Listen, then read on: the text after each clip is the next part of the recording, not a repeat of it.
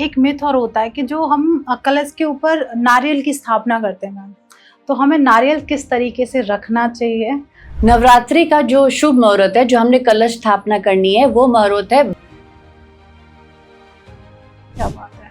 तो ऐसे ही आता है नवरात्रि का दूसरा दिन, तो किस माँ को रिप्रेजेंट होता है और उस दिन हमें क्या करना चाहिए? दूसरा दिन जो नवरात्रों का है, ये माँ ब्रह्मचारिणी देवी का। ऐसे ही आता है नवरात्रि का चौथा दिन, तो क्या महत्वता होती है, किस माँ की पूजा करनी चाहिए और सबसे बड़ी बात, माँ को क्या भोग लगाना चाहिए? तो इस दिन दान करना है, हो सके कपड़े पहने, जो कलर है वो भी माँ को बहुत पसंद है और वो राहु देव को भी बहुत पसंद है। ओके मैम, सबसे आखिरी दिन कहते हैं माँ का विदाई वाला दिन होता है, 9वां दिन। उस दिन हमें किस माँ की पूजा करनी चाहिए? और जैसे अब ग्रहों की बात चल रही है, तो किस ग्रह को रिप्रेजेंट करता है और माँ को भोग में क्या लगाना? नमस्कार दोस्तों, आपका स्वागत है एक और नए एपिसोड में। मैं हूँ आपकी होस्ट, आपकी दोस्त भारती। तो ये पॉडकास्ट बेहद खास है क्योंकि आज हम बात करेंगे नवरात्रि। कहते हैं जब माँ का घर में आगमन होता है तो हर दिन बहुत महत्वपूर्ण होता है। तो आज का पॉडकास्ट सिर्फ आपके लिए बनाया गया है कि हर एक दिन हमें क्या करना चाहिए और सबसे बड़ी बात, हमें किस माँ की पूजा करनी चाहिए। आपकी लाइफ में जो भी प्रॉब्लम चल रही है, तो हर एक दिन उस प्रॉब्लम का सॉल्यूशंस भी मिल सकता है। और सबसे बड़ी बात, जब घर में माँ का स्थापना हो रही है तो हर एक दिन स्पेशल है और उस दिन कहा जाता है कि पहले दिन हमें माँ को क्या भोग लगाना चाहिए। तो ये पॉडकास्ट बेहद खास है क्योंकि आज आप जानेंगे नवरात्रि के वो हर एक दिन की विशेषता। और सबसे बड़ी बात, सबसे मेन मिथ होता है कि हमें कलश स्थापना किस तरीके से करनी चाहिए। तो इस पॉडकास्ट में आपको बहुत कुछ मिलने वाला है नवरात्रि से रिलेटेड, क्योंकि हम इस पर बात करेंगे। हमारे साथ बात करने के लिए हमारे स्टूडियो में मौजूद हैं एस्ट्रोलॉजर डॉक्टर वैशाली सिंह। तो स्वागत करते हैं मैम का। जय माता दी मैम। नमस्ते भारती जी। नमस्ते। जय माता दी। कैसे जय हैं आप? माता दी, मैं बहुत अच्छी हूँ। तो आज हम बात करने वाले हैं नवरात्रि पे, जैसे आपने बताया, और मुझे भी बहुत अच्छा लगा कि आपके जरिए मुझे भी सुनने को मिलेगा कि हर एक दिन स्पेशल है, तो उस दिन हम माँ को किस तरीके से प्रसन्न कर सकते हैं। तो सबसे पहली बात आती है नवरात्रि का जो सबसे पहला दिन होता है, कहते हैं कलश स्थापना की जाती है। तो हमें कलश स्थापना किस तरीके से करनी चाहिए जिससे उसका हमें शुभ फल हमें मिले? जी, सबसे बड़ी बात तो ये है कि बहुत ही शुभ दिन आ रहे हैं हमारे पास। जी। जितना भी अंधकार है आपके जीवन में, या कोई भी ऑब्स्टिकल है, कोई भी चैलेंज है, आप ये 9 दिन माता को याद करिए, माता को स्थापित करिए और फिर देखिए जो अंधकार है आपके जीवन से कैसे चला जाएगा। एक प्रकाश की ऊर्जा आपके घर में आएगी और आपके जीवन में आएगी। सबसे पहले अपने घर का हमें नॉर्थ ईस्ट की जो दिशा है उसको ठीक करना है, उसको साफ करिए। अगर पॉसिबिलिटी है तो नॉर्थ ईस्ट में आप अपना मंदिर बनाइए, वहाँ पे आप देवी माँ को, दुर्गा माँ को स्थापित करिए।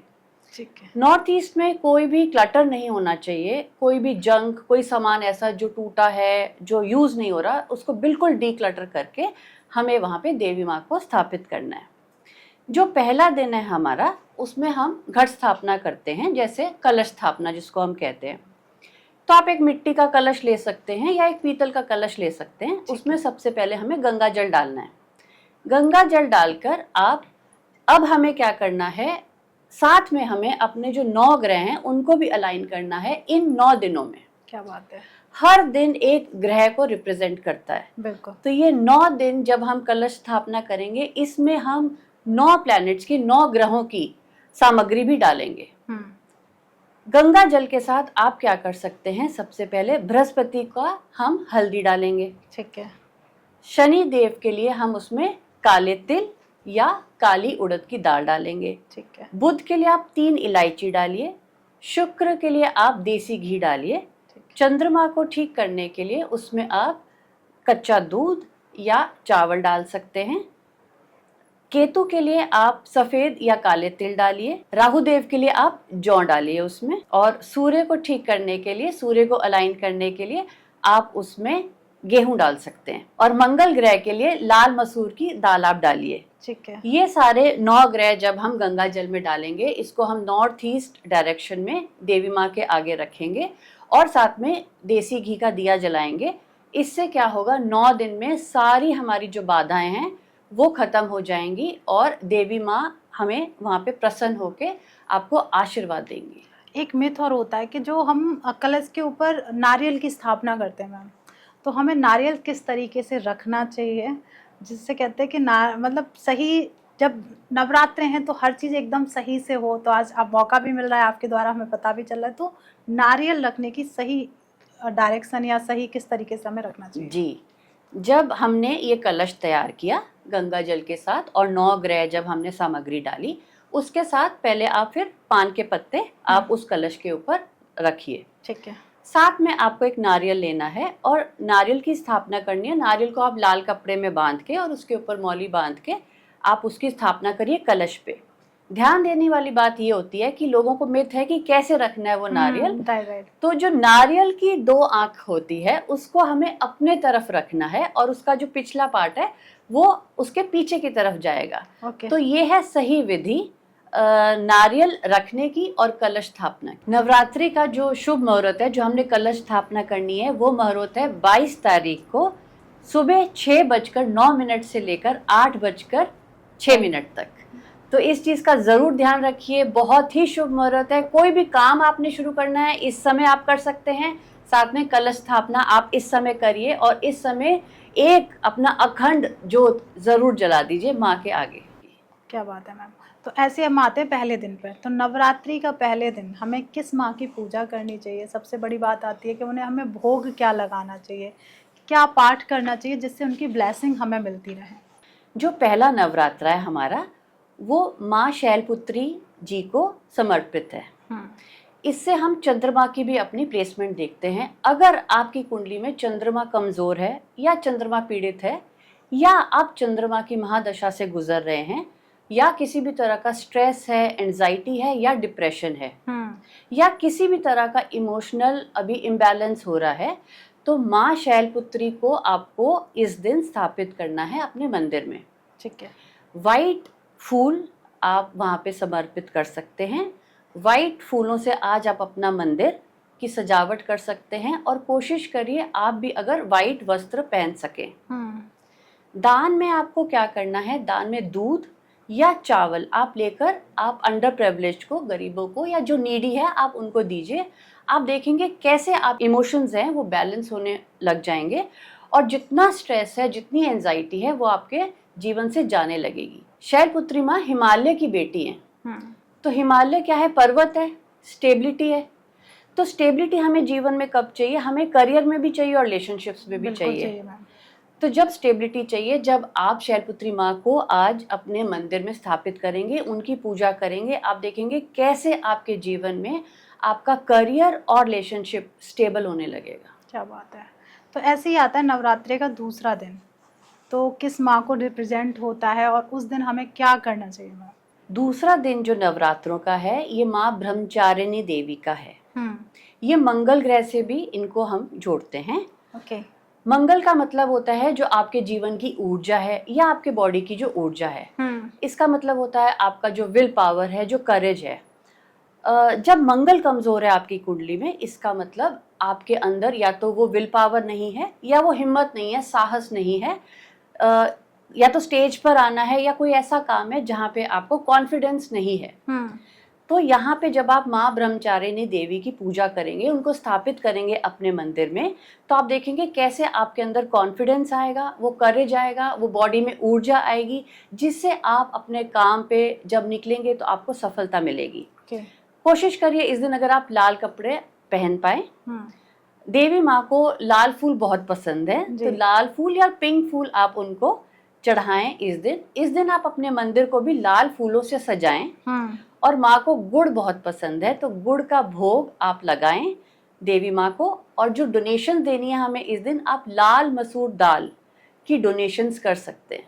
ओके। तो अब आता है नवरात्रि का तीसरा दिन, तो इस दिन हमें किस माँ की पूजा करनी चाहिए और हमें किस तरीके का भोग लगाना चाहिए मैम?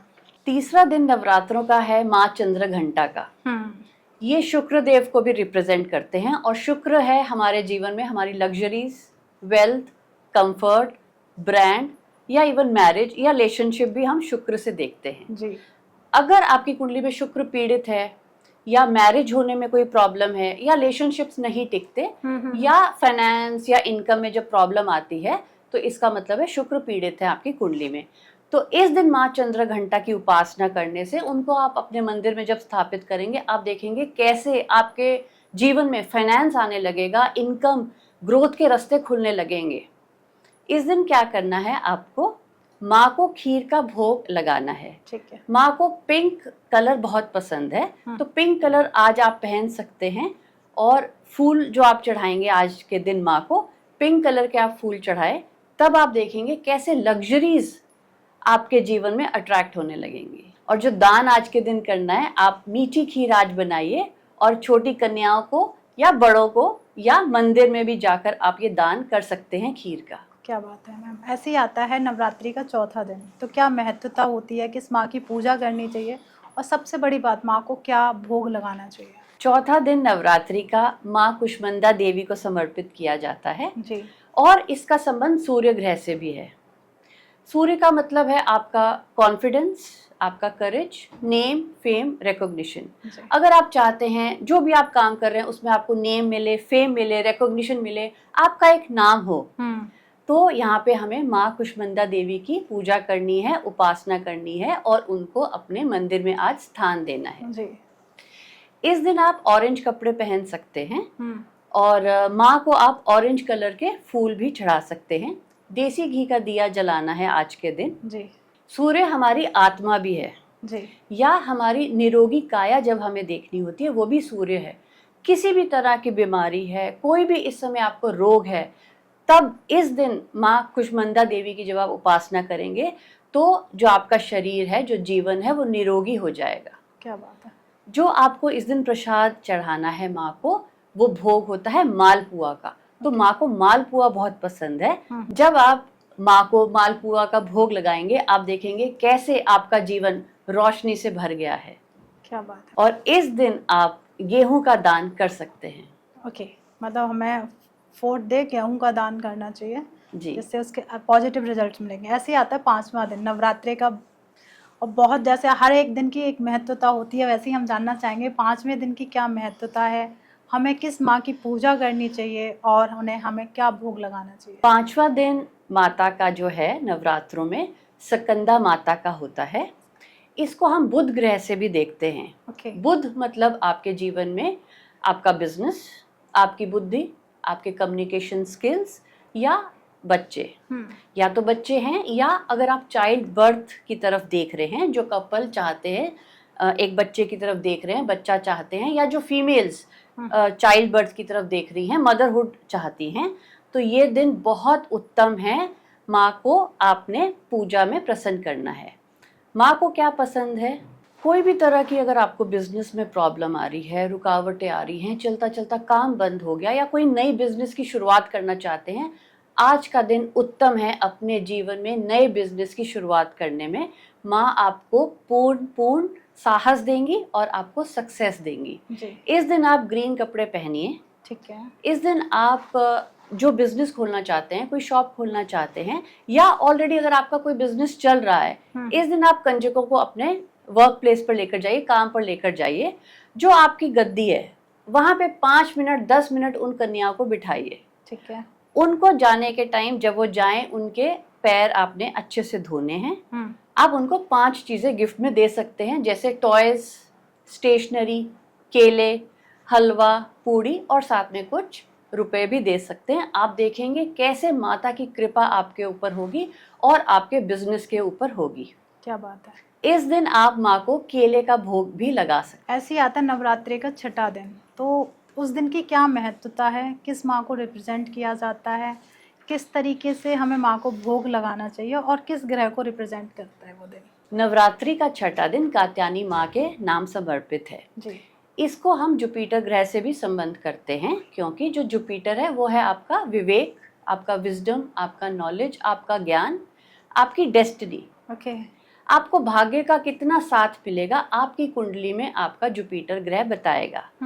आज का दिन जब हम कात्यायनी माँ की पूजा करते हैं, उनको अपने मंदिर में स्थापित करते हैं, आपको भाग्य का साथ मिलने लगेगा। क्या बात है। और इस दिन अगर आप अपने गुरुओं की भी पूजा करते हैं, उनको भी एक स्थान देते हैं अपने मंदिर में, या उनको याद भी करते हैं, तो आपके जीवन में जितनी कठिनाइयां हैं, जितने संघर्ष हैं, वो खत्म होने लगेंगे। जुपिटर ग्रह जो है, बृहस्पति ग्रह, ये मैरिज के भी कारक हैं किसी भी कन्या की अगर शादी नहीं हो रही, आपके घर में बेटी है, बहन है, जिसकी भी शादी नहीं हो रही, आज के दिन आप उनको कह सकते हैं कात्यायनी माँ की पूजा करने के लिए। ओके कात्यायनी माँ को शहद बहुत पसंद है, ओके तो शहद का, हनी का आप भोग लगा सकते हैं। और वो जो कन्या जिनकी शादी होनी है वो माँ को शहद का जो है भोग लगाएं। ठीक है। साथ में अगर आप वास्तु को भी जोड़ें तो अगर वो कन्या जिस भी डायरेक्शन में सोती हैं, अगर उनको आप एक स्थान नॉर्थ वेस्ट या NNW में भी दे देंगे, आप देखेंगे कैसे बृहस्पति ग्रह और कात्यायनी माँ की उनके ऊपर कृपा होगी और बहुत जल्द उनके पास एक शादी का अच्छा प्रपोजल आएगा और शादी भी निश्चित है। इस दिन आप खुद पीले या ऑरेंज वस्त्र पहन सकते हैं, इससे माँ बहुत प्रसन्न होती हैं।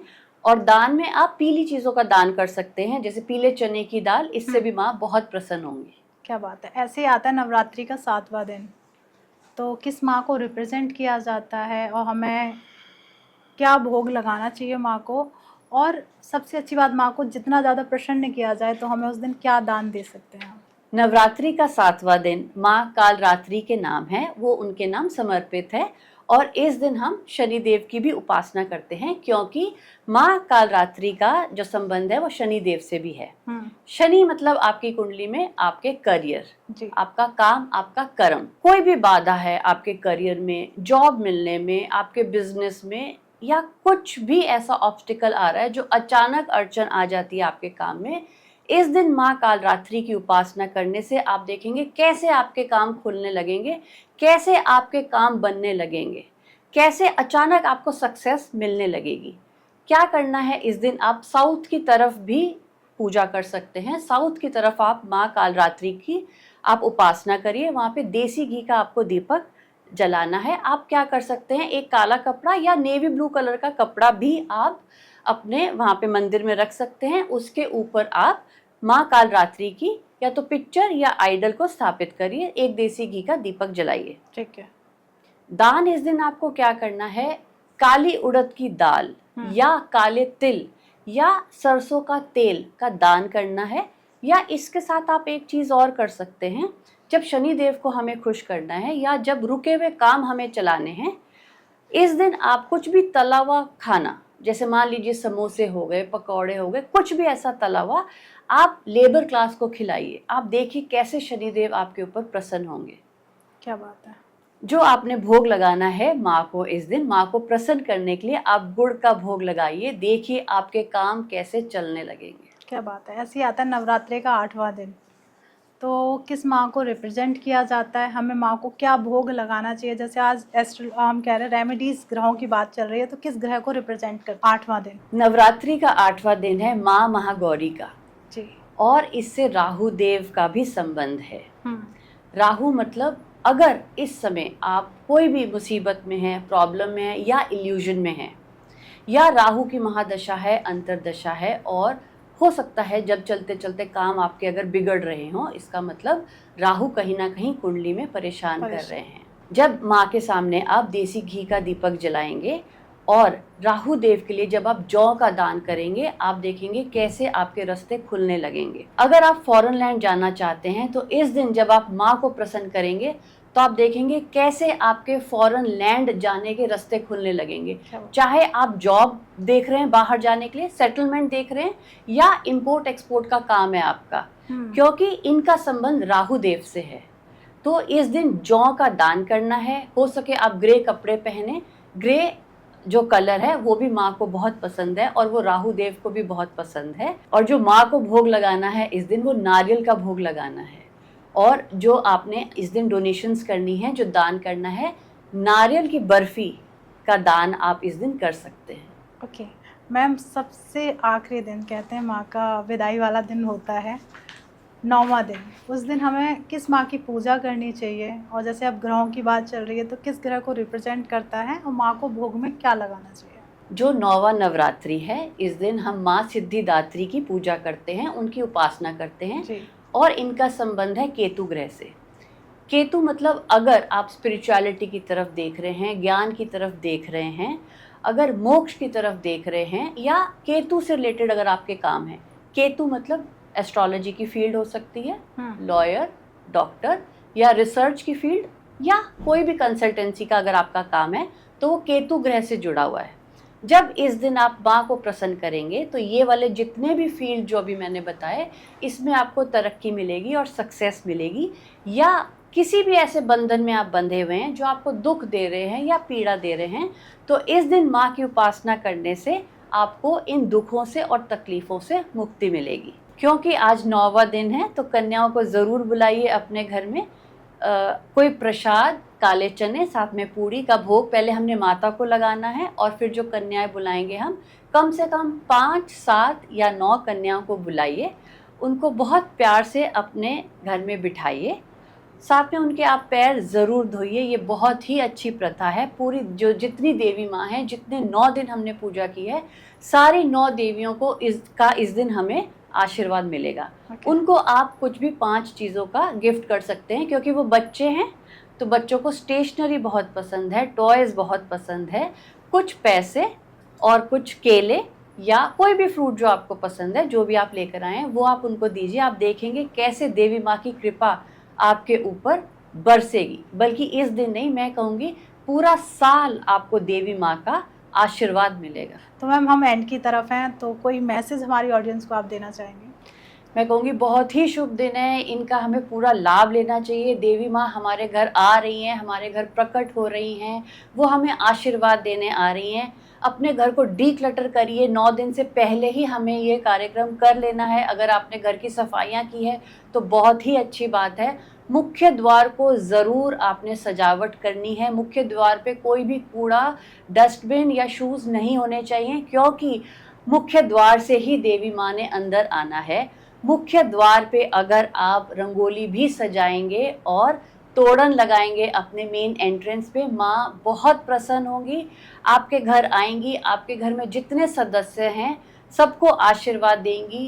कोई काम रुका हुआ है जीवन में, आपको ऐसा लग रहा है कोई अंधकार है, एंजाइटी है, या चलते हुए काम बंद हो रहे हैं, या बच्चे पढ़ नहीं रहे, आप देखेंगे माँ के आशीर्वाद से ये आपके सारे काम जो हैं वो बनने लग जाएंगे। और जो सबसे पहले दिन आपने कलश की स्थापना करी थी, वो जो जल है वो 9वें दिन आपने देवी माँ को भोग लगाने के बाद वो जल को पूरे घर में आप छिड़काव करिए। जितने घर में मेंबर्स हैं सबके ऊपर आप छिड़काव करिए। आप देखेंगे कैसे माँ का आशीर्वाद आपको पूरे साल मिलेगा। क्या बात है ma'am, thank you so much Vaishali ma'am, बहुत अच्छा लगा। और एक चीज़ क्या कि नवरात्रि में हम अपने ग्रहों को भी कहीं ना कहीं अच्छा कर रहे हैं, उनसे कोई नेगेटिव रिजल्ट्स आ रहे हैं तो उनका भी हमें पॉजिटिव रिजल्ट मिल सकता है। तो आज मज़ा आ गया कि एस्ट्रोलॉजी और नवरात्रि को एक कंबाइन करके आपने बताया। मुझे लगता है हर किसी की लाइफ एकदम चेंज होने वाली है अगर वो सही तरीके से इन 9 दिन का यूज़ कर ले तो। और प्लीज़ हमारी ऑडियंस ये पॉडकास्ट देख रही है तो जितना ज़्यादा हो जाए इस पॉडकास्ट को शेयर कर दीजिए, क्योंकि हर कोई ये दिन मनाता है, हर कोई माँ का वेट करता है। 9 दिन आए हैं, हर एक दिन की एक महत्वता होती है। और वैशाली मैम ने बहुत रिसर्च की है और बहुत अच्छे से आपको एक्सप्लेन किया है कि माँ के 9 दिन हैं और 9 दिन में हर एक ग्रह को आप किस तरीके से उसकी पूजा कर सकते हैं, उन्हें शांत कर सकते हैं, जिससे वो आपको पॉजिटिव रिजल्ट्स दें। और प्लीज़ जो भी आपके सवाल हैं, आप मैम से कोई भी डिस्कस करना चाहते हैं या फिर नवरात्रि से रिलेटेड कोई और रेमेडीज़ जानना चाहते हैं तो कमेंट करिए, उसका आंसर डेफिनेटली मैम की टीम देगी ही देगी। प्लीज़ चैनल सब्सक्राइब कर लीजिए, फ्री ऑफ कॉस्ट है। और सबसे अच्छी बात, एक सही मुहूर्त है चैनल सब्सक्राइब करने का। मिलते हैं एक नए एपिसोड में, जब तक आप अपने घर में स्वस्थ रहें, मस्त रहें। राधे राधे, जय माता दी।